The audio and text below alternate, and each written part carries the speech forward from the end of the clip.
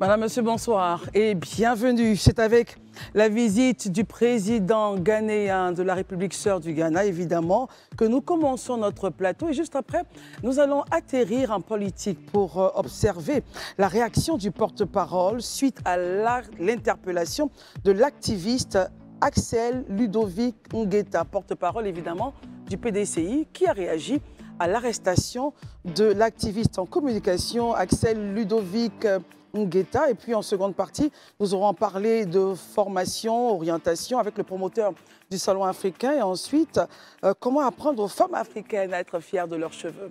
Madame, Monsieur, voici un peu l'agenda de cette soirée. Merci d'être avec nous. Le Grand Talk démarre maintenant.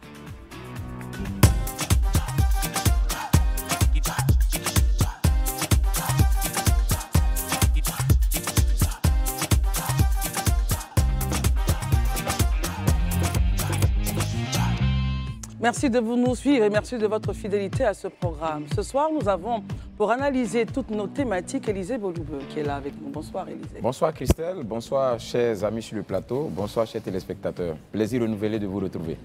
Marius Komoé, bonsoir et merci d'être avec nous ce soir encore. Bonsoir Christelle, bonsoir à tous et à toutes. Daouda Koulibaly, bonsoir et merci d'être là. Bonsoir Christelle, bonsoir à tous et bonsoir chez vous. Et évidemment, notre bonsoir part vers Herman Aboua, qui n'est pas encore avec nous et qui est toujours en soins. Herman, nous t'embrassons, porte-toi bien et reviens-nous très vite. Messieurs, observons donc cette visite. 4 mois après sa réélection, John Dramani, président de la République du Ghana, est en Côte d'Ivoire pour une visite officielle de 48 heures. Quels enjeux, Élisée, justement, pour cette visite-là? On sait bien que la diplomatie, l'économie, la sécurité seront évidemment à l'agenda de ces rencontres-là. Et puis, un tout petit message, évidemment, en direction des frères de l'AES. Oui. Réaction, commentaire. Oui, il faut dire que cette rencontre de travail avait pour but de, raviver cette excellente relation qui existe entre la République sœur du Ghana et la Côte d'Ivoire, en tout cas au dit des deux présidents de la République. Il faut dire que aussi ça s'inscrit dans une initiative qui a été lancée en octobre 2017, qui était le partenariat stratégique Côte d'Ivoire-Ghana, qui portait donc sur plusieurs points, notamment sur la question de défense, sur la question de l'environnement, sur la question du cacao et plusieurs autres thématiques. Donc c'est vrai qu'après cette signature qui avait eu lieu le 17 octobre au Ghana en 2017, de ce partenariat stratégique-là, la première conférence avait eu lieu juste l'année dernière. Voilà, je crois, le 14, si je ne me trompe pas, octobre 2024, voilà, entre le président sortant, qui est parti, et le chef de l'État. Et c'était toujours les questions essentielles. Vu que lui était en fin de mandat, il avait donc laissé la main à celui qui viendrait de poursuivre ces échanges-là. Donc ces échanges-là tournent autour de la coopération de façon générale entre la Côte d'Ivoire, notamment la question du cacao. Parce que les deux pays, à eux seuls, représentent 60% de la production mondiale. Donc c'est eux qui tiennent vraiment, le lead sur cette matière première-là. Et donc, chaque fois, ils ont mis en place ce qu'on appelle le Cocoa Board entre la Côte d'Ivoire et le Ghana, qui permet quand même de discuter. Et aujourd'hui, ils ont cette uniformité-là même dans la fixation des prix, qui fait qu'aujourd'hui, quand même, il y a une préservation du pouvoir d'achat des producteurs sur ce volet-là. Il y a aussi la question de la défense. Ils ont convenu, ou du moins, ils ont constaté effectivement que c'est des challenges au niveau sous-régional, surtout avec la question au Sahel et tout ça, pour laquelle ils ont exprimé en tout cas encore, leur solidarité à l'endroit des pays du Sahel qui traversent ces moments difficiles-là. Et ils ont réaffirmé vraiment leur engagement, leur volonté à accompagner ces pays-là dans la lutte contre le terrorisme et qui restaient totalement disponibles. Je crois que selon les dernières dispositions ou échanges au niveau de la CEDEAO, il a été convenu que John Dramani Mahama, ou du moins lui-même s'était proposé de rencontrer ce qu'il a appelé ces 3 pays frères-là, pour voir dans quelle mesure les ramener au sein de la CEDEAO. Et ils en ont parlé durant ces échanges-là. Et le président Ouattara a dit que le président Dramani a tout son soutien et qu'il lui faisait totalement confiance pour trouver les mots justes et convaincre vraiment ces 3 pays-là de rester dans la CEDEAO. Parce que Dramani a indiqué et qu'il est mieux d'être à 15 que d'être à 3. Et lui, il pense que vraiment les frères gagneraient à revenir au sein de la CEDEAO plutôt que d'aller faire une organisation à 3. Voici un peu ce dont il a été question. Mais toujours est-il que l'élément essentiel, c'est le raffermissement davantage ou la consolidation de cette relation qui, parfois, ma foi, est vraiment excellente entre le Ghana et la Côte d'Ivoire. Merci Élisée. Daouda, sous quel postulat, justement, vous observez cette visite de 48 heures du président ghanéen? De base, il faut dire que après l'élection du président ghanéen, sa première visite devait s'opérer en Côte d'Ivoire avec le président Alassane Ouattara. Mais bon, vu le chevauchement des calendriers, ça n'a pas pu avoir lieu. Donc maintenant, ça a pu avoir lieu. Je pense que c'est déjà une très bonne chose. Quand on sait les liens séculaires qu'il existe entre le Ghana et la Côte d'Ivoire, que ce soit en matière de culture, en matière de beaucoup de choses, on a pratiquement la même végétation. J'ai eu la chance de visiter le Ghana et je peux vous assurer que lorsque j'ai été au Ghana, je n'ai pas été dépaysé parce que je me sentais en Côte d'Ivoire. Et je pense que c'est la même chose pour les Ghanéens. Élisée est revenu sur la question du cacao board qui existe en nous parce que n'oubliez pas que les deux pays à eux seuls font 60% du cacao mondial. C'est quelque chose de très important. Maintenant, quand il revient sur la question sécuritaire, je pense qu'on l'a déjà évoqué ici sur ce plateau. C'est vrai que les trois pays, Mali, Niger et Burkina, ont décidé de sortir, mais quand les deux évoquent la question sécuritaire, parce que d'aucuns vont s'apaisantir sur la question économique, mais tout n'est pas qu'économique. L'économie ne marche que lorsqu'il y a la sécurité. Or, aujourd'hui, si, comment on appelle ça, il n'y a pas de coopération militaire entre les différents pays, ça va devenir difficile. Ça, c'est la première des choses. La deuxième des choses, c'est que le fait que l'AES est de son côté, forcément, ça va pousser la CEDEAO et l'AES à venir rediscuter les thèmes de leur collaboration. Mais pendant ce temps, c'est une guerre asymétrique que tous les pays de l'Afrique de l'Ouest sont en train de mener contre un ennemi invisible qu'on ne voit pas, on ne sait pas c'est qui, on ne sait pas comment il agit. Il peut frapper en Côte d'Ivoire, aller se cacher au Burkina ou au Mali et vice-versa. Je pense que le Bénin en est l'exemple palpable qui a été frappé par une attaque terroriste. Je pense que les deux présidents le font bien et j'espère bien que ça ne va pas tomber dans l'oreille des sourds. Marie, justement, quel est votre regard quand on sait que les pays de l'AES sont très avancés, hein? On a parlé hier du drapeau qui avait été hissé, il y a le passeport. Ils avancent en tout cas dans leur structuration.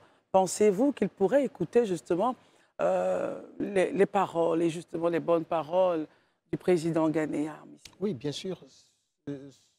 Cela s'impose dans la mesure où nous avons de tout temps et en tout lieu prêché donc, pour l'unité de la zone CEDEAO, ouest-africaine. Et donc, le Ghana joue un rôle prépondérant, étant entendu que le chef de l'État actuel du Ghana est lui-même panafricaniste, puisqu'il est du parti qui est au pouvoir, c'est le parti de l'ancien président ghanéen John Rawlings, qui lui-même est un pur produit du panafricanisme. Et donc, l'unité de l'Afrique est une préoccupation majeure pour lui. Et en tant que moi-même, fils de la Côte d'Ivoire, ivoirien, dont leurs origines, pour ne pas dire dont les aïeux viennent du Ghana, si on se réfère donc au mouvement des peuples, on se souvient que le peuple Akan, qui est aujourd'hui installé en Côte d'Ivoire, est bien venu, y compris toi, puisque tu fais partie du groupe Akan également. Nous sommes venus du Ghana. Et donc, je suis bien heureux de savoir que le président de l'État ghanéen, qui est le pays de mes aïeux, se retrouve sur la terre ivoirienne pour échanger avec mon chef d'État, mon président de la République, au fin de raffermir les relations bilatérales qui existent entre ces deux nations depuis des années. Alors, c'est une occasion pour certainement la Côte d'Ivoire et le Ghana de se pencher sur, j'allais dire, des sujets d'intérêt commun. Lesquels, par exemple? Eh bien, on a parlé de la sécurité, Élisée en parlait, Daouda également. On parlera également de l'économie, parce que les deux pays, quand même, sont dans un partenariat lié donc au binôme café-cacao, et surtout pour le cas du cacao.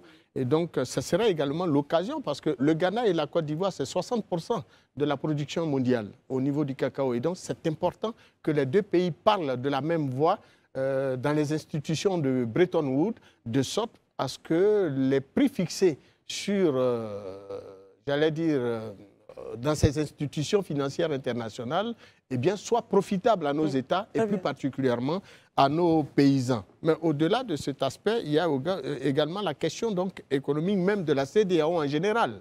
Voilà, et donc il y a le corridor Abidjan-Lagos, voilà, qui est aussi, sera certainement au cœur des discussions. et nous sommes convaincus qu'il y aura certainement des avancées puisque le président John Mamani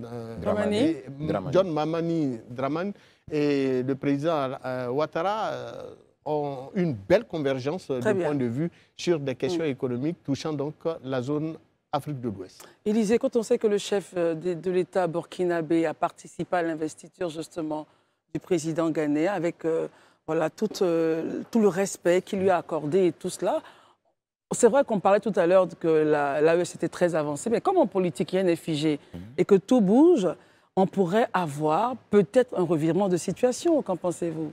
Oui, vous avez dit quelque chose qui est essentiel. Hein.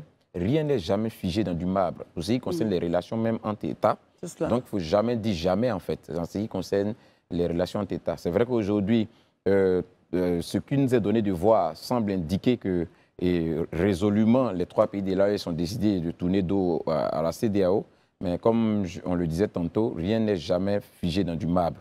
Et je crois que John Dramani Mahama, en invitant Ibrahim Traoré, le président Ibrahim Traoré à son investiture, il donnait déjà un signal pour dire que j'ai cette volonté-là pour moi de réunir en tout cas l'ensemble des États membres de la CEDEAO. Je pense que c'est un signal qu'il donnait et il est sur cette dynamique quand il échange avec le président Ouattara et qu'il manifeste encore cette volonté-là d'aller les rencontrer et qu'il même pense qu'il pourrait trouver les mots pour les amener dans la CEDEAO parce que selon lui, il est mieux d'être à 15 que d'être à 3. Je crois que c'est une volonté affichée. Donc c'est une mission qu'il s'est confiée. Et pour ceux qui le connaissent, parce que ce n'est pas la première fois qu'il vient à la tête du Ghana, il était là, il est parti, il est revenu. C'est quelqu'un qui, vraiment sous son magistère par le passé, ce n'est pas quelqu'un de vindicatif.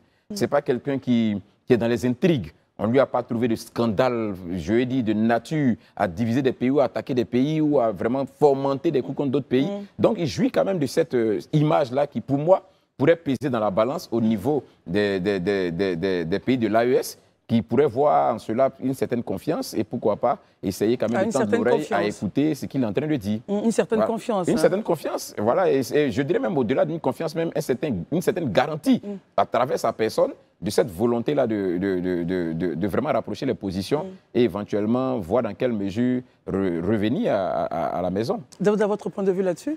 Non, pour moi, déjà, je pense que ce n'est pas quelque chose de nouveau. Hein. Diomaye Faye, lorsqu'il est devenu président, il les a invités. Il ne s'est pas arrêté au président burkinabé. Est-ce qu'on a le même profil, justement? C'est la même chose. Est-ce que, aujourd'hui... Avec ce que Élisée disait, que le président Mamani, justement, était quelqu'un qui avait déjà dirigé, qui connaît donc les rouages du pouvoir? Oui, je veux dire, ça va toujours dans la même lancée. De faire revenir les trois personnes qui sont parties. Les trois pays. Qu'on appelle ça... Non, moi, je préfère dire les trois personnes parce que, bon, il n'y avait pas eu de référendum. S'il y avait un référendum, il allait dire les trois pays. Mais le point aujourd'hui, c'est que Diomaye Faye, en son temps, avait essayé de les faire revenir à la table de discussion. Si lui, il n'a pas réussi, peut-être qu'aujourd'hui, c'est John Dramani qui peut le réussir. Parce que la menace terroriste, mais ce n'est pas seulement le Burkina, le Mali, le Niger qui sont en danger. Parce que dès l'instant que les trois pays vont se désintégrer, mais tout ce qui sera comme souffrance dans ces différents pays-là, c'est le Ghana, c'est le Bénin, c'est le Nigeria, c'est la Côte d'Ivoire qui vont devoir supporter cela.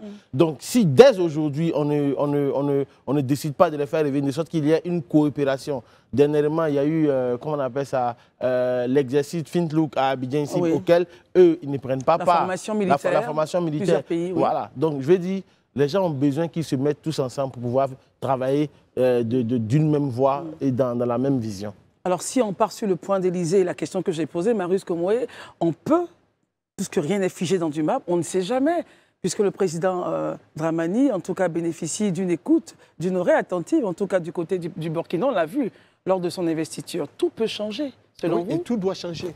Tout peut changer, c'est vrai, mais tout doit changer. Et c'est pour ça que nous avons toujours dit qu'il ne faut pas créer les conditions qui, naturellement, mettent à l'aise nos frères et sœurs, et sinon les gouvernants de ces trois pays, de sorte à toujours demeurer en retrait donc, du fonctionnement collégial de la CEDEAO. Il faut faire tous nos efforts pour les ramener au sein de la CEDEAO. Si vous savez le nombre de Burkinabés qui vivent au Ghana, si vous avez une idée claire. Ils ont une histoire commune aussi. Ah, mais bien sûr. Il faut connaître l'histoire de notre sous-région pour ne pas dire tout et n'importe quoi. Parce que, croyez-moi, même une élection au Ghana a un enjeu avec le Burkina. Pour la simple raison que beaucoup de Burkinabés au Ghana ont été naturalisés ghanéens et contribuent à l'économie de ce pays. Tout comme en Côte d'Ivoire. On est imbriqués, en fait. Mais bien sûr, énormément imbriqués. Vous avez le Mali. Moi, en tout cas, j'ai vécu avec le peuple malien en Côte d'Ivoire. Je connais bien leur mentalité. Mais il y a aussi ce peuple également du Niger qui vit également en Côte d'Ivoire et qui sont propriétaires de nos garbadromes que nous affectionnons bien. Tout Ivoirien qui ne mange pas du garba, c'est que vraiment, il n'a pas encore... il n'a pas eu le nombril coupé en Côte d'Ivoire. Donc, il est tout à fait compréhensible pour nous autres d'en appeler au centre de responsabilité de nos gouvernants et à ne pas forcément écouter les propos souvent guerriers, j'allais dire même accusateurs des pays comme de l'AES, donc du Burkina, du Niger et du Mali, qui souvent font des déclarations accusant nos États de tentatives de déstabilisation de leur pays. Il faut plutôt créer les conditions de les rassurer qu'on n'a pas du tout envie, on n'a pas l'intention de mettre à mal le fonctionnement de leurs États, mais plutôt nous souhaitons qu'ils reviennent dans la sphère CEDEAO. Sinon, je suis très heureux. Très bien. Tenez-vous bien qu'ils aient quitté ou qu'ils prétendent avoir quitté la CEDEAO, mais restent toujours dans l'UEMOA. C'est tout vous dire. Pour l'instant, ils ne sont plus de la CEDEAO. Ils sont dans la l'UEMOA, là, c'est le cœur de la survie de toute la CEDEAO. Très bien. Donc, pourquoi ils ne quittent pas l'UEMOA? Ce qui veut dire qu'ils n'ont pas véritablement envie de tourner le dos aux autres États de l'Afrique de l'Ouest. Donc, selon vous, si je vous suis, on serait sur une bonne piste. On est sur une bonne piste. Et John Malman Draman, en tant que tribun, très grand tribun du reste, mais surtout panafricaniste, mais il est soutenu en cela par le président Faure Gnassingbé du Togo, qui également essaie tant bien que mal. Pour le Togo, il y a peut-être une autre analyse, voilà, parce qu'on a entendu des choses, voilà, super, voilà. Mais n'empêche que nous les appelons à ramener nos frères qui veulent tourner le dos à la CEDEAO à la table de discussion, parce que ce n'est pas nouveau. Même la Mauritanie l'a tenté par le passé, mais la Mauritanie est avec nous. Merci beaucoup, Marius. En même temps, pour le Togo, on n'a pas encore eu de déclaration officielle. Non, du tout. Et c'est ce qu'on va prendre en déclat. Pour l'instant, ils sont avec nous à la CEDEAO. Élisée, on termine avec vous sur un tout petit point à demi-seconde et puis on passe. Oui, rapidement. Moi, je voudrais quand même qu'on mette en lumière ce point. Peut-être que certains ne l'ont pas suffisamment remarqué, mais je voudrais qu'on le note. Oui. Ce sont les propos du président Alassane Ouattara qui dénotent vraiment de la posture dans laquelle il est, qui pour moi semble très important quand même d'être relevé. Allez-y, vous voyez, je vais vous lire 2 verbatim et ça va vous permettre de comprendre un peu la posture. Le premier verbatim vous dit « Nous avons noté la nécessité d'apporter une assistance à ces pays frères pour leur permettre de faire face aux besoins humanitaires et sécuritaires. Nous vous faisons confiance, Monsieur le Président, parlant bien évidemment à son homologue ghanéen, pour qu'à l'occasion de vos entretiens avec ces pays frères, vous puissiez les convaincre de rester dans la CEDEAO, car il y va de l'avenir des peuples de l'Afrique de l'Ouest. Le deuxième verbatim ici, il dit « Je voudrais aussi lancer un appel aux pays de l'AES pour dire que nous sommes mieux à 15-3. Donc, je souhaite que l'appel du président Mahama puisse être entendu par ces 3 pays frères, dont 2 sont des pays voisins de la Côte d'Ivoire, que nous puissions continuer ensemble au sein de la CEDEAO. » Vous voyez, ça, c'est des paroles qui, je pense, quand même, doivent être relevées. Et ça, quand on le dit, vous voyez que ce n'est pas de l'enfanfaronnade, ce n'est pas juste de la poudre aux yeux. Il suffit juste de regarder l'attitude du président Ouattara. Depuis même, je vais dire ce que je peux appeler en parenthèse, la crise AES a démarré. Les postures du président Ouattara, les discours du président Ouattara, les prises de parole du président Ouattara vis-à-vis des accusations, des propos d'ouverture, ont toujours été des propos de paix, allant dans le sens de la décrispation, allant dans le sens de l'apaisement. Et ça, je crois que c'est une invite même à l'ensemble des citoyens que nous sommes ivoiriens, à vraiment nous inscrire dans cette dynamique-là. Parce que vous voyez, c'est vrai, on peut se battre, mais ce qui est dangereux de faire, c'est de dire des choses de sorte que demain, quand on a fini de faire la paix, on ne puisse plus se regarder dans le visage parce qu'on aurait franchi des paliers qu'il ne fallait pas. Parce que ça existe en politique, justement. Non, mais ça devrait exister, Christelle. C'est ce que je dis tout sur le plateau. Mais pourquoi la politique n'est pas faite pour des animaux? La politique est faite pour des hommes. Tout. Voilà, si on est tous unanimes qu'une société doit être régie par des vertus, je pense que la politique faisant partie de la société, elle doit être aussi régie par des vertus. Donc, vraiment, je ne trouve pas juste qu'on me dise non, la politique doit avoir un créneau particulier à lui, où toutefois de malhonnêteté et vraiment tout ce qu'on peut dire peut être là. Je ne suis pas d'accord. Non, pas du tout. Voilà, donc j'estime pour ma part qu'il faut qu'on mette en avant ces vertus-là. Et la politique ne doit pas être exemptée des vertus. Il faut que la politique soit un terrain où se manifeste et où s'exprime la vertu. C'est vraiment important. On est d'accord. J'ai envie de dire amen, mais je On est totalement d'accord. Nous ne sommes pas dans un monde de bisounours. Très bien. Alors, messieurs, regardons notre second sujet. Alors, Rififi, donc, au PDC-RDA, le porte-parole, Soumaïla Bridoumi, a réagi à l'interpellation de l'activiste Axel Ludovic Ngueta. Marius, comme avec vous, ayons le point de situation. Que reproche-t-on donc à Axel Ludovic Ngueta, dit Macron Ier? Marius, d'abord, de s'être assis devant son écran, de son smartphone ou de son ordinateur, d'avoir fait une vidéo dans laquelle il s'attaque à M. Jean-Luc Billon, à sa famille et à tout ce qui va avec. Et souvent, j'allais dire avec des mots totalement désobligeants, discourtois et calomnieux. Cela n'était pas acceptable. Et donc, je crois savoir qu'en Côte d'Ivoire, il y a une loi, la loi sur la cybercriminalité, pour laquelle les différents procureurs de la République qui se sont succédés, depuis Adou Richard, le procureur Adou Richard, jusqu'à Koné Brahma, les uns et les autres n'ont de cesse d'interpeller nos compatriotes, les citoyens ivoiriens et les citoyennes ivoiriennes, que les réseaux sociaux doivent être utilisés non pas pour s'attaquer de façon frontale et de la mauvaise manière à des personnalités, à des hommes publics ou même à des simples citoyens. Ça ne s'accepte pas. Alors, de quoi s'agit-il? Monsieur Billon reproche donc à M. Jacques Roger, c'est de son vrai nom, d'avoir fait plusieurs vidéos. Ce n'est même pas une seule vidéo, c'est plusieurs vidéos. Il s'agit d'une succession de vidéos diffamatoires à son égard à lui, M. Jean-Luc Billon, à celui de sa famille. Il dit que ce n'est pas une seule vidéo, mais plusieurs. Il a même demandé à des jeunes du PDCI, ainsi qu'à l'entourage de l'interpellé, de M. Jacques Roger, eh bien, de mettre un terme à cette façon de faire. Il s'est même adressé à certains cadres du parti dont il se réclame, le PDCI-RDA, mais en vain. Et il a précisé que de toute sa carrière, il est le seul de sa famille à faire de la politique. Aucun membre de sa famille n'est proche du milieu politique pour qu'un individu s'attaque de façon directe comme ça à sa mère. Il a dit que sa mère est en ce moment hospitalisée et il est à son chevet. Et c'est en ce moment que cet individu sort pour se faire une vidéo et il nous a rapporté dans nos enquêtes que le sieur Jacques Roger est très proche de M. Soumaïla Bridoumi. Et donc, il faut bien que le grand frère Soumaïla Bridoumi, que moi je connais très bien, pour l'avoir côtoyé et pour avoir effectué des missions à l'étranger, lorsqu'il assumait les charges de directeur général de l'agriculture au ministère de l'Agriculture et du Développement durable à l'époque, je puis vous assurer que M.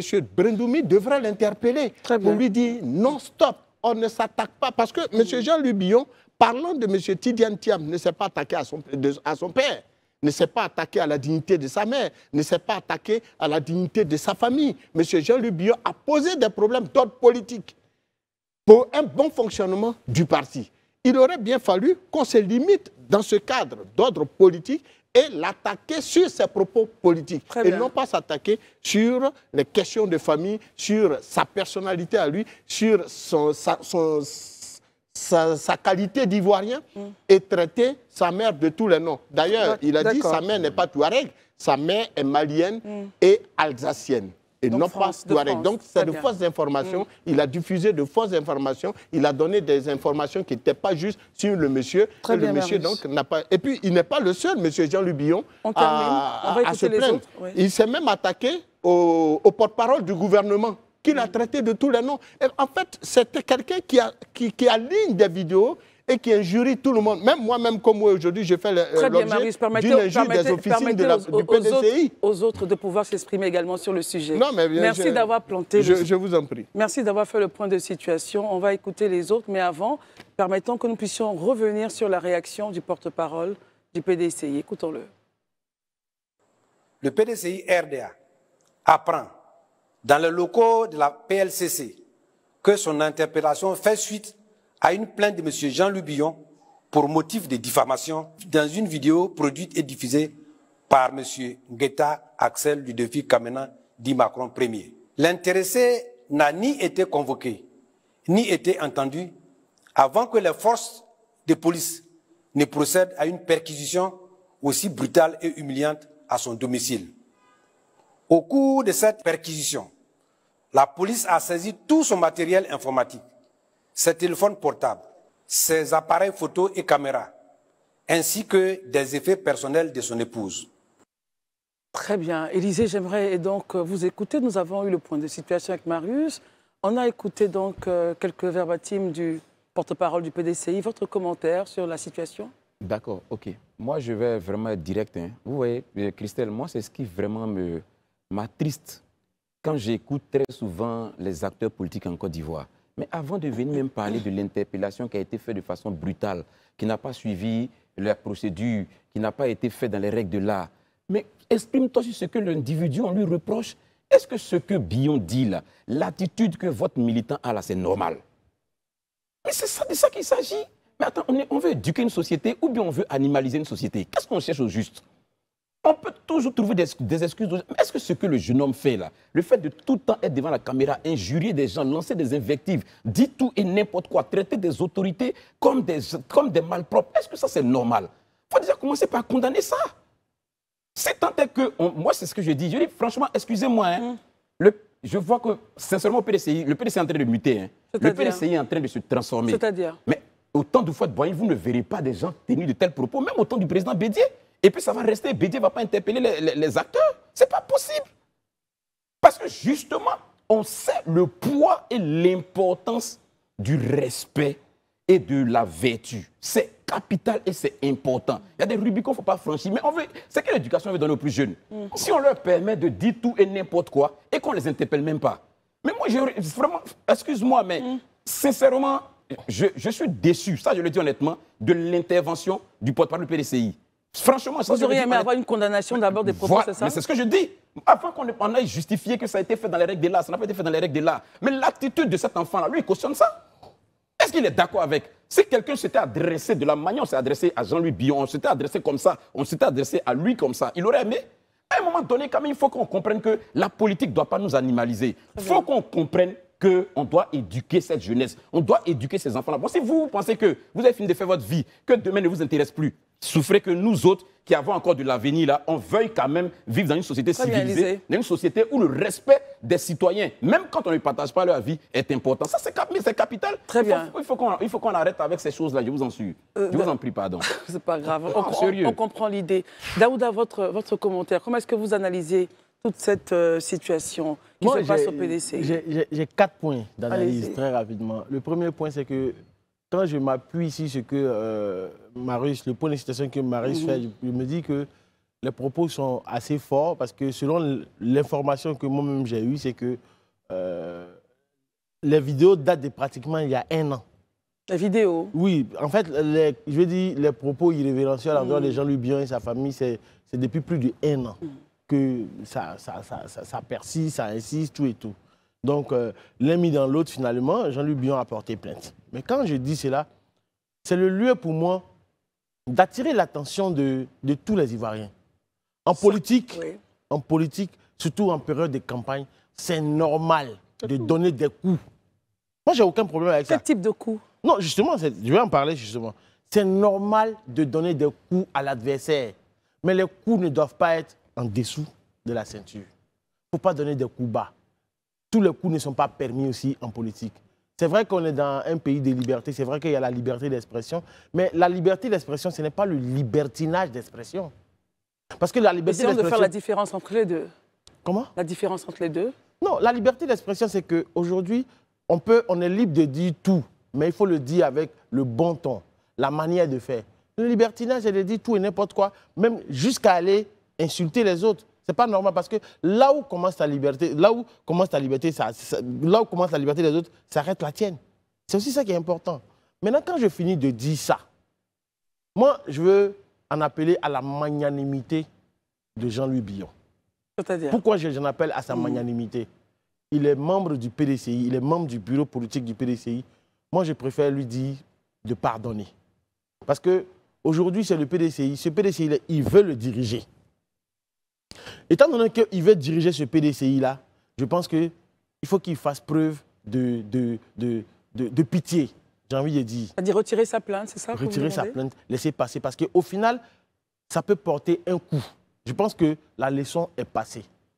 Et l'autre point d'analyse que je voulais faire, c'est d'attirer l'attention aussi de Macron premier, comme c'est comme ça qu'il est le plus connu, de demander pardon. Parce que l'acte qui a été posé, ce n'est pas un acte qui est juste. Personne ne peut accepter ce type d'injure. Tout le monde ne peut pas l'accepter. Et la loi sur la cybercriminalité qui existe en Côte d'Ivoire depuis 2013 ou 2013, mais quand tu portes ce genre de coup aux gens par le biais de traces technologiques, mais les gens vont porter plainte contre toi. Parce que beaucoup de personnes ne savent pas. Les gens vont dire oui, mais les poursuites du PLCC sont dirigées contre seulement l'opposition et ceci. Chers frères et sœurs, je tiens à vous dire, en Côte d'Ivoire, il y a deux entités pour lesquelles le procureur de la République s'auto-saisit. Il s'agit, du cas du président de la République, quand il est injurié, et deux, du pays. C'est là où le procureur s'auto-saisit. Pour tous les autres actes, il faut aller porter plainte. Si vous estimez que vous avez été diffamé, portez plainte, c'est votre droit le plus absolu. Et la dernière chose sur laquelle je vais véritablement m'appesantir, c'est d'en appeler à mon oncle. Soumaïla Bredoumi, que j'appelle affectueusement mon oncle. Le porte-parole du PDCI. Parce qu'on l'a tous écouté là. Je pense que ce n'est pas le lieu de se bander les muscles. Non. C'est ce qu'il faut faire selon vous? Non, ce n'est pas le lieu de se bander. Parce que le procureur de la République, nous avons reçu sur ce plateau. Il a été clair. Le code de procédure pénale est clair à la matière. Si la force publique poursuit quelqu'un et qu'on estime que le corps du délit peut disparaître, on n'a pas besoin de convocation. L'OPJ, l'officier de police judiciaire, peut être dépêché de sorte à aller le prendre, de sorte pour ne pas que les preuves puissent disparaître. Moi, je pense, à mon humble avis, que le PDCI est un grand parti. Le PDCI donne de l'espoir. Mais aujourd'hui, j'ai dit, le PDCI est en train de changer. On a l'impression qu'ils sont en train ils sont en train de s'éloigner de l'objectif. L'objectif, c'est le palais présidentiel. Mais là, les petites guéguerres internes, ça n'arrange ni Tidiane Thiam, ça n'arrange ni Jean-Louis Billon. La seule personne qui s'arrange dans cette situation, c'est Alassane Ouattara et le RHDP. Marius Komoué, justement, le PDCI s'apprête à aller justement à une convention. Est-ce que vous pensez que tout ceci est de nature justement à apporter la sérénité? Jean-Louis Billon a précisé qu'il serait à la convention. S'apprête à aller à un bureau politique. Ah pardon, au bureau politique. Et il a précisé qu'il serait voilà, il est cadre présent. Du parti. Oui. Il reste encore un militant cadre du parti.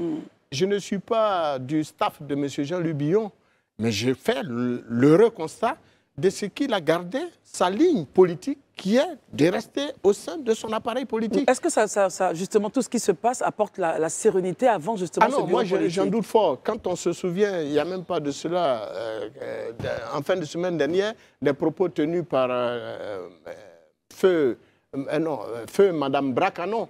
Non, j'ai dit Feu Bracanon, Feu l'épouse de M. Bracanon.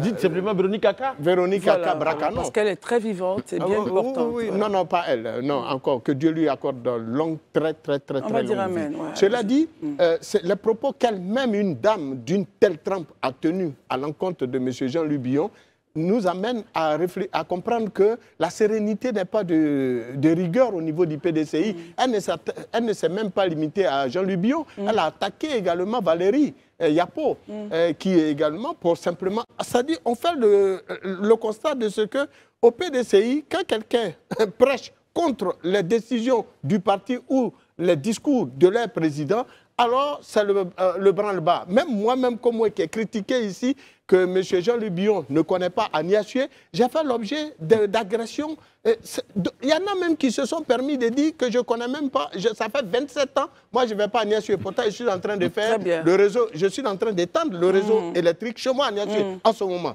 Je suis en train de faire le reprofilage des routes à l'intérieur d'Agnès Sué. Vous connaissez votre village. Mais bien entendu, et nous continuerons, nous sommes en train de négocier pour qu'on envoie même une deuxième ambulance chez moi à Agnès Sué. Revenons au PDCI, et puis, des gens sont assis à Bigan, oui. On m'a même dit que j'étais un ancien gestionnaire de bois de nuit. Bon, bref. On ne va pas ramener le débat il faut ramener le débat au sein. Il faut ramener le débat au milieu des préoccupations des Ivoiriens. Aujourd'hui, ce que nous attendons du PDCI qui veut dégager le RHDP, c'est de nous dire qu'est-ce qu'ils ont de mieux à nous proposer par rapport à ce que le RHDP a fait depuis tout ce temps, depuis plus de 15 ans de gestion du pouvoir. Élisée, j'aimerais avoir votre avis justement sur une sortie de crise. Comment ramener la paix et la sérénité? Parce qu'on parle quand même du PDCI-RDA, grand parti, parti de bâtisseurs, parti de feu le président Houphouët-Boigny, premier président de la Côte d'Ivoire. Quels indicateurs pourraient vous dire, écoutez, attention, pour le bureau politique, on part en paix, en sérénité avec les deux camps? Moi, je pense que c'est juste de revenir aux fondamentaux du PDCI. C'est tout. Revenir aux fondamentaux du PDCI. Les fondamentaux du PDCI, c'est le dialogue. Les fondamentaux du PDCI, c'est le respect des vertus, c'est la promotion des vertus. C'est les fondamentaux du PDCI. C'est ce que le PDCI, en tout cas, depuis sa création avec Félix Houphouët-Boigny, a promu, en tout cas a essayé de montrer. C'est de revenir à ces fondamentaux-là, de sortir de cette nouvelle, je vais dire, cette nouvelle dynamique dans laquelle certains membres du PDCI veulent rentrer, à savoir devenir un parti vraiment qui, d'abord, ne promeut pas le dialogue, mais un parti qui est prêt à en découdre. Même si pour cela, on doit faire fi de ce qui a été notre ADN, c'est ça qu'il faut éviter. Mais qui devrait porter ça, justement? Mais c'est tous les membres du PDCI y compris, mais en premier, ceux-là qui ont la gestion de l'appareil au quotidien, c'est-à-dire le président Tidjane Thiam et son bureau exécutif. C'est sa responsabilité. Mais c'est leur responsabilité, c'est de ramener le PDCI à leurs fondamentaux. C'est important. Mais attends, vous ne voulez pas, vous dites le slogan, peut-être que vous l'avez oublié, mais le slogan du président Tidjane Thiam, c'est gouverner, c'est autrement. Faire la politique faire la politique autrement. Mais ce que moi je suis en train de voir là, ça ne ressemble pas à autrement. Hein. Ce que je suis en train de voir, ça ressemble à ce qui a été déjà fait et mal fait d'ailleurs. Où on s'insulte, où on lance des inverdicts, où on est prêt à faire mettre des vidéos, dire tout et n'importe quoi, insulter, diffamer là. Ça là, c'est pas si c'est ça qu'on appelle faire la politique autrement, je suis désolé. Voilà pourquoi je n'ai pas compris que le porte-parole ne puisse même pas condamner ces propos là un seul instant et qu'ils sont en train de trouver des justificatifs sur la procédure judiciaire qui a été menée. Je trouve que ce n'est pas normal. Je n'ai pas la prétention de donner des conseils, je le dis toujours ici. Mais je dis, nous là, nous Ivoiriens, jeunes Ivoiriens, nous on veut une société où les vertus sont promues. Nous on veut une société où quand les gens s'asseyent, ils savent le respect d'autrui, le respect d'aînés. On ne peut pas dire tout et n'importe quoi sur des personnes. Si ça a été, je vais dire que ce qui a caractérisé la politique pendant 3 décennies, pardonnez, nous on veut ramener notre pays là sur des voies qui soient des voies qui permettent son développement et qui permettent une cohésion à son sein. Maintenant, si vous trouvez que faire cet exercice est difficile pour vous, mais c'est simple. Donc, vous pliez vos bagages, vous partez à la retraite, vous partez vous asseoir, et puis ceux qui peuvent faire ça, promouvoir là, ils vont venir sur la place publique et puis ils vont faire cette promotion-là et puis on aura la société qu'on veut. J'aimerais avoir votre avis, Daouda. Les militants sont toujours sereins sur leur base. Ils sont PDCI et forcément s'apprêteront à voter PDCI pour l'élection présidentielle. Je l'espère bien, parce que quand moi, avec tout ce qu'on est en train de voir, forcément, le PDCI est en train de devenir comme certains partis en Côte d'Ivoire ici, un peu divisés, parce que ne nous voilons pas la face. Dans tout parti politique, chaque leader vient avec... Il y a des gens qui s'identifient à un leader. Donc si ce leader-là, il y a un problème entre les leaders, forcément le parti va se diviser. Il y a bien un président. Même si.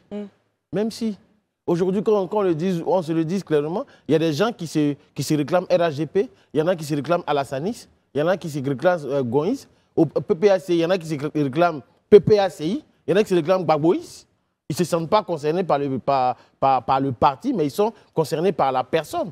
Donc ça, il ne faut pas l'oublier. Donc forcément, s'il y a ce genre de conflit, ça va créer des problèmes. Moi, la seule chose que je veux dire, c'est qu'il faut que les gens arrêtent d'être des guerriers 2.0 derrière leur téléphone ou leurs ordinateurs. Ça ne sert à rien. Vous parlez des solutions pour le rassemblement. Oui, parce que la vérité, pour qu'on puisse se rassembler, Élysée l'a dit, aujourd'hui, la première responsabilité incombe à M. Tidiane Thiam. Parce que dans cette histoire, c'est lui qui a le plus à perdre. Le président du parti? Oui, c'est lui. Mais c'est lui qui est le président du parti, qui veut aller briguer la magistrature suprême. Mais si tu pars déjà handicapé par certains membres, moi je pense qu'aujourd'hui, M. Tidiane Thiam et M. Jean-Louis Billon devraient, je leur conseille de lire ce livre-là. L'ego est l'ennemi, de Ryan Holiday. Très bien. Parce qu'aujourd'hui, au PDCI, on est en train d'assister à une bataille d'ego. Ce n'est pas nécessaire. Très pour une bien. élection présidentielle qui va arriver le 25 octobre. Ce n'est pas nécessaire. Et puis, chers jeunes, faites attention. La PLCC vous regarde. Merci beaucoup. On parlera justement en seconde partie de salle de formation, de l'orientation, avec le promoteur du Salon africain. Et ensuite avec Madame Nadège, mais fondatrice de Authentique et Fière, entrepreneuriat féminin, dont sera l'agenda de notre échange avec elle. A tout de suite. Merci d'être avec nous pour la seconde partie de ce temps d'antenne. Nous a rejoint en plateau M. Stéphane Dacha Bedi, promoteur du Salon africain de la formation et de l'orientation. Bonsoir et merci d'être avec nous. Bonsoir à toute l'équipe, bonsoir à tous les spectateurs. Très bien, téléspectateurs. Téléspectateurs. Mais avant, juste un petit point du ministère de la Santé et de l'Hygiène publique.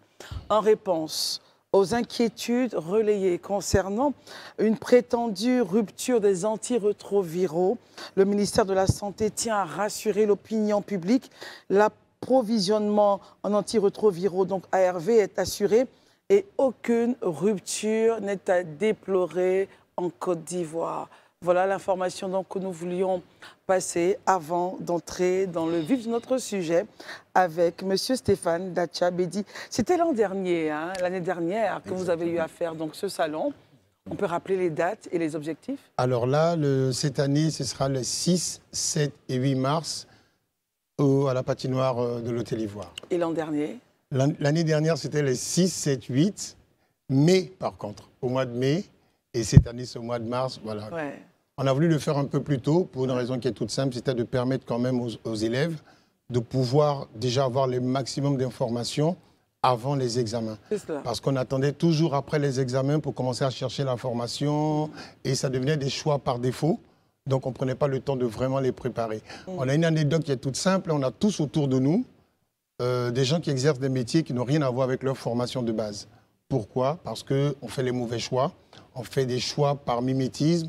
On ne prenait pas le temps de rencontrer les professionnels de la formation, se renseigner, prendre le maximum d'informations avant de faire les choix. Et on sait que le bac, aujourd'hui, c'est l'un des diplômes les plus importants qui vous déportent. Donc, il était important quand même de créer un cadre où on allait avoir vraiment tous les spécialistes et les élèves qui pouvaient se rencontrer. Très bien. Élisée, questions, commentaires? Ok, d'accord. Le Salon africain de la formation et de l'orientation, moi, j'estime pour ma part que faire un choix ou une carrière qui va aboutir à une carrière nécessite quand même qu'on prenne du temps dans la réflexion et qu'on ait les bonnes réponses. Est-ce qu'un salon sur 3 jours peut permettre vraiment de déceler les potentialités de quelqu'un en vue de l'orienter ou de lui donner des pistes qui pourraient éventuellement lui tracer une carrière? Alors, le but de ce salon n'est pas de trouver tout de suite les réponses. C'est de créer une base, c'est de créer un cadre. C'est pour cela qu'à ce salon, on va avoir des conseillers d'orientation, on va avoir des établissements privés et publics. Le but, c'est de conforter l'élève dans le choix qu'il a envie de faire.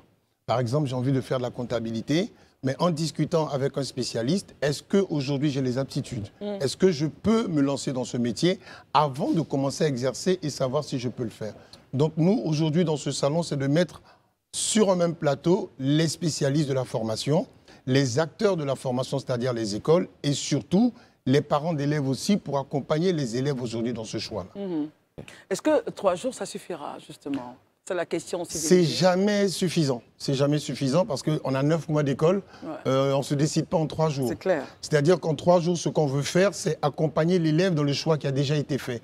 Parce qu'en général, quand on arrive en terminale, on sait plus ou moins ce qu'on a envie de faire.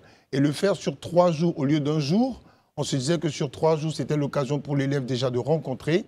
Et on a voulu ouvrir le dernier jour, c'est-à-dire le samedi pour les parents, pour qu'on puisse aussi les impliquer dans ce processus de décision et d'accompagnement des élèves dans leur future carrière. Très bien, Daouda. Moi, ce que je veux savoir, l'année passée, comment est-ce que ça s'est passé? Vous avez reçu combien de personnes? Et pour cette année, vous attendez combien de personnes? Alors, l'année dernière, sur pratiquement 3 jours, on était en moyenne à 2900 écoles lycéens visiteurs. On ne compte pas les personnes qui sont venues spontanément. Donc, c'est des établissements qui sont venus. On était à 2900 sur 3 jours pour pratiquement 24 exposants. Et cette année, on tourne pratiquement à près de 35-36 exposants. On risque même d'atteindre les 40. On attend en moyenne 3900 élèves hors visiteurs spontanés. Et on se réjouit aussi de l'écho que le salon a commencé à avoir parce qu'on n'a pas que des écoles ivoiriennes. On a des écoles qui viennent, il y a une école qui vient de Zambie, il y a une école qui vient du Ghana, il y a une école qui vient du Sénégal. Et vous avez évidemment la fiabilité de ces écoles-là. Exactement. Alors, ce qu'on essaie de faire dans le choix des écoles, c'est surtout des écoles qui ont des diplômes reconnus par le CAMES. C'est très important.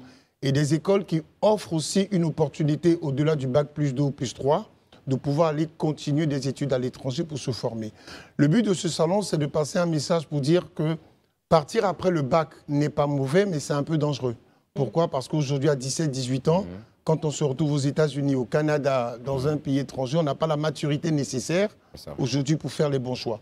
Donc, c'est de les accompagner déjà, d'encourager vraiment tout le monde pour dire que travailler, faire les études à l'étranger n'est pas forcément gage de réussite. Mais il faut bien préparer ses départs. On a eu aujourd'hui, on a beaucoup de responsables qui ont fait tout leur cursus ici. Donc, pour dire aux enfants qu'on peut commencer ici, terminer de l'autre côté et puis s'en sortir. Marius, question ou commentaire? Bon, en fait, il faut plutôt les encourager parce que de toutes les façons, un tel salon, c'est bénéfique pour nos enfants, nos jeunes apprenants.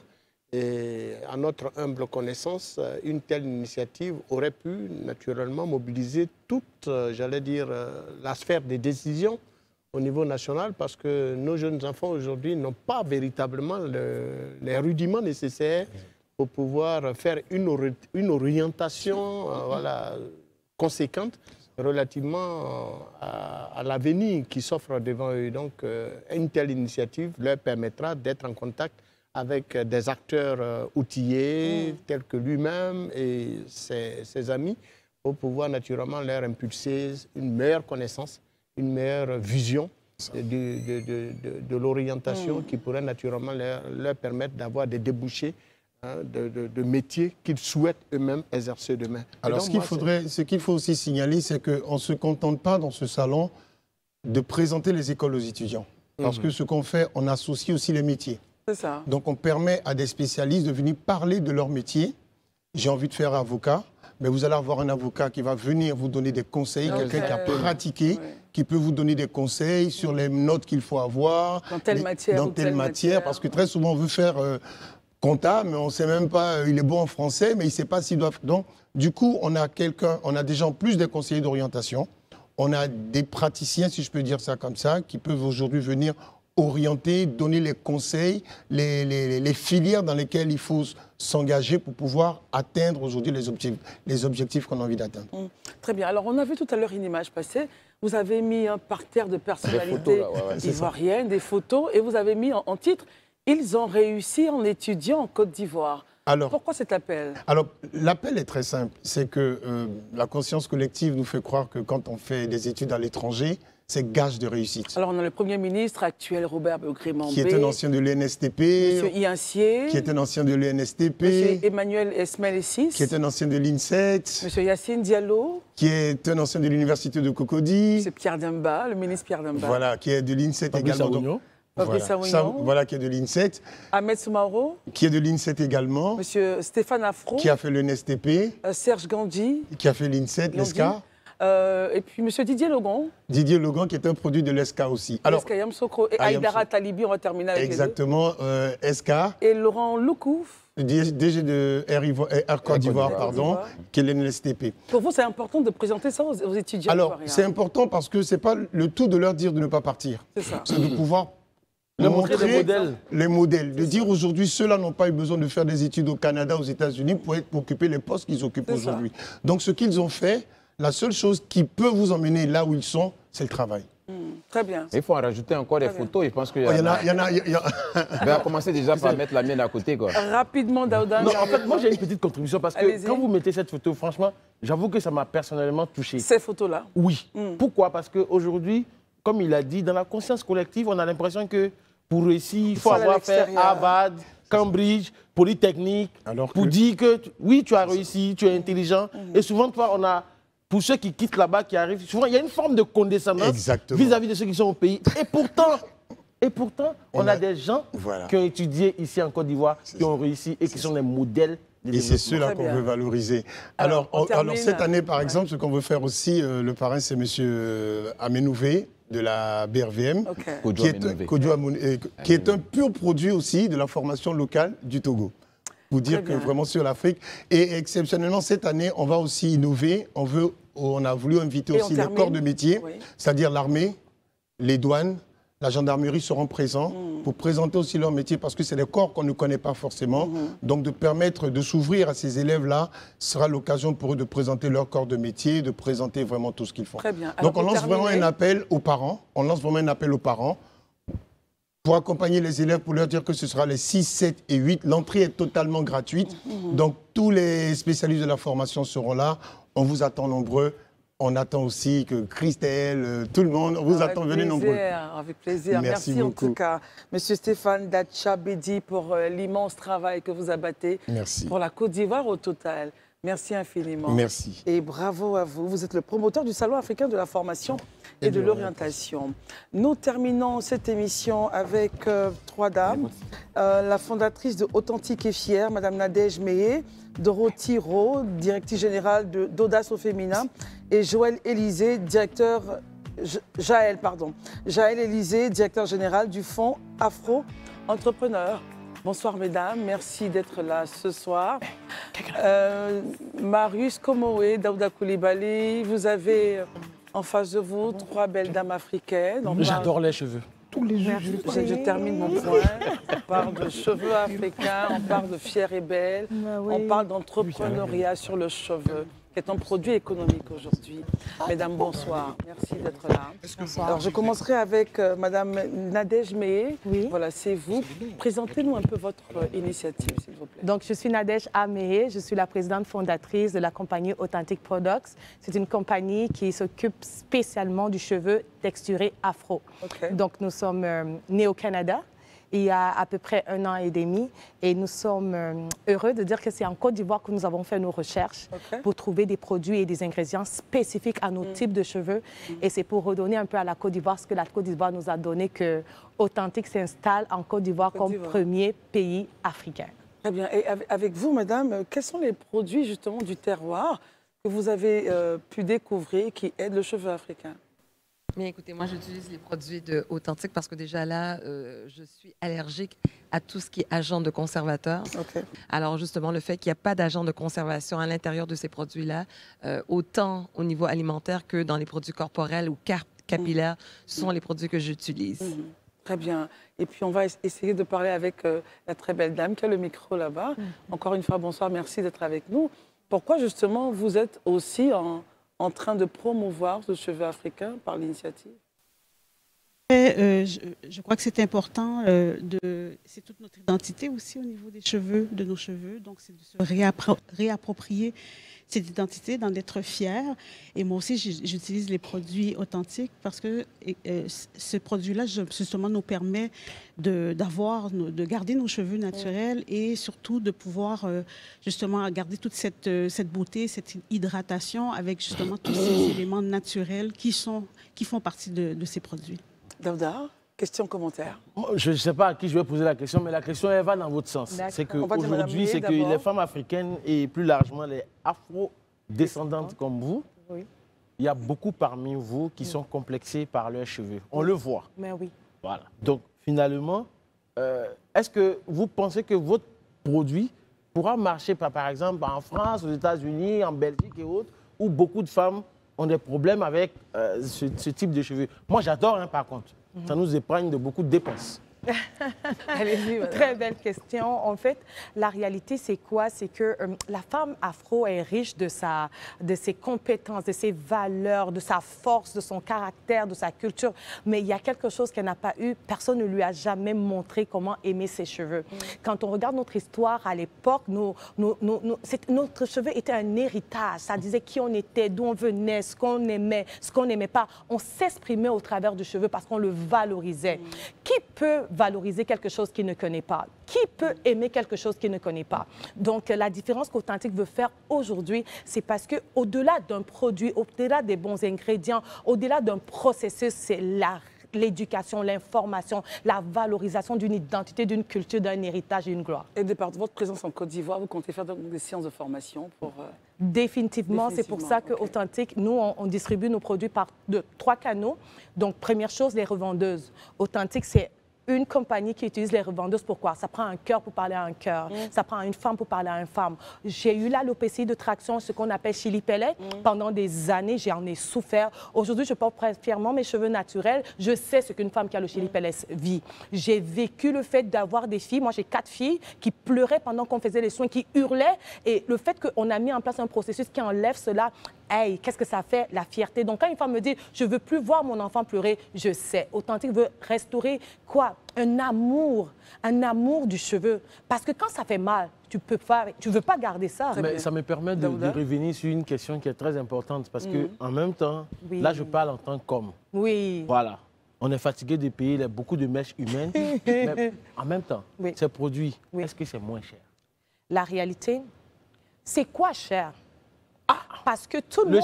En fait, le cher pour vous n'est pas le cher pour moi. Le cher pour moi, je le sens dans le portefeuille. Quelle est la gamme de prix que vous avez justement sur vos produits? En fait, les prix d'Authentique sont abordables. Ce qu'on a fait, c'est que pour que ce soit compétitif dans le marché ivoirien, nous avons importé les formules, mais nous avons fabriqué en Côte d'Ivoire. Donc ça coûte combien? Donc une gamme normale, la moyenne d'Authentique, là, on a des produits à partir de 30 000, 28 000, 25 000. On a des produits de 8 000, on a des produits de 6 000. Les femmes en Côte d'Ivoire achètent des perruques de 600 000.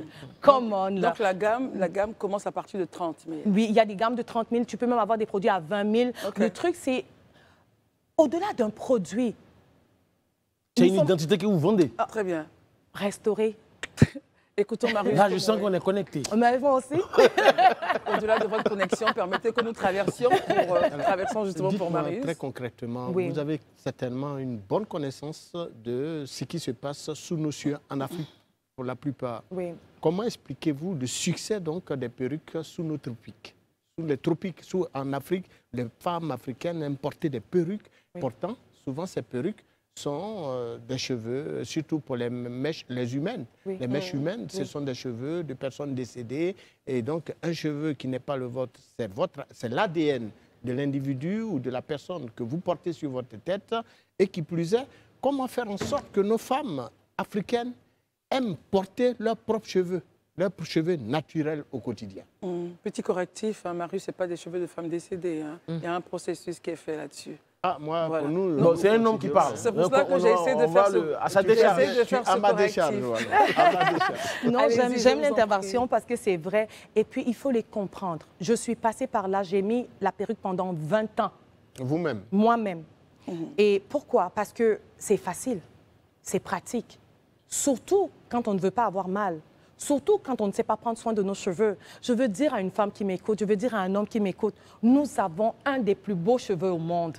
Notre cheveu peut prendre la forme de tous les autres cheveux. Le grain africain. Mais oui, il faut juste en prendre soin. Aujourd'hui, c'est possible. Aujourd'hui, c'est réel. Mes grands-parents étaient herboristes. Chaque ingrédient chez Authentique a été choisi pour le cheveu texturé, pour le valoriser, pour l'embellir, pour lui redonner une gloire perdue. Pourquoi? Hey!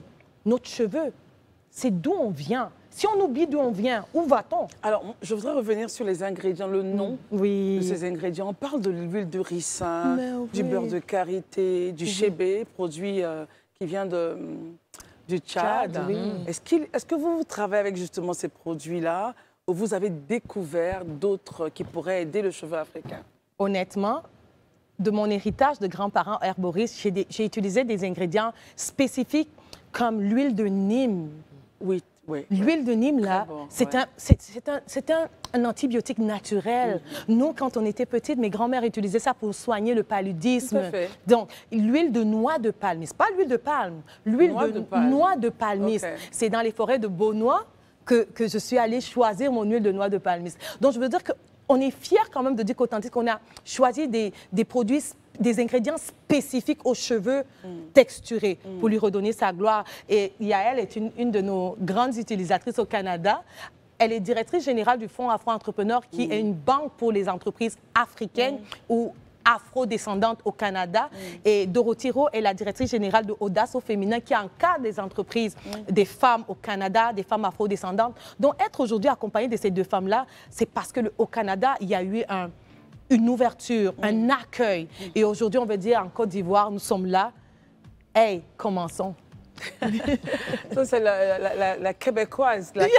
J'adore l'accent. C'est la québécoise qui parle très bien. En tout cas, merci d'être venue. Oui. Mais où on trouve vos produits? Voilà, pardon. C'était la dernière question. Où est-ce qu'on peut Parce que moi, je vais en acheter pour ma femme. Hein. Mais oui. Je ne vais plus acheter de perruque. Daouda, permettez que je termine le trajet. Je l'aime bien.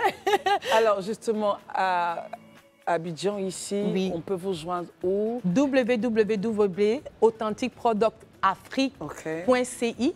Très bien. Nous avons, par site, nous livrons à l'intérieur du pays. Nous livrons à Abidjan. Et puis, nous avons aussi notre boutique qui est à André-Château. André. C'est André? Non, c'est pas André, c'est Angré. Bon. C'est un G à la place du D. Mais Christelle, avec le si G. tu permets, parce que de la manière elle prononce Authentic Product, les gars, product, elle a dit, c'est product en anglais. Il y a S à la fin. Exactement. Voilà. Sinon, si vous écoutez sa façon de dire, vous n'allez pas bien trouver le site. D'accord. Donc, www.authentiquebeauté. Authentic produits, pardon. Afrique.ci. Oui. Et puis, en Côte d'Ivoire, vous êtes à Angré, Château. Oui. Y a-t-il un téléphone? Mais oui. Le téléphone va s'afficher. Donc, je ne sais pas si on le voit, mais anyway, je pourrais revenir là-dessus. Mais oui. Et puis, nous sommes disponibles. Nous sommes surtout là pour conseiller, pour encourager, pour motiver, pour faire aimer ce que nous avons de cher. Merci beaucoup. Madame Nadège Meillet, fondatrice de Authentique et Fière, Madame Dorothée Roux, DG d'Audace au féminin, et Jaël Élysée, directeur général d'Afro-Entrepreneur. Merci d'être venu parler du cheveu africain et de déposer votre marque en Côte d'Ivoire. Merci beaucoup, messieurs. Les programmes continuent sur Live TV. Bonsoir. Bonsoir.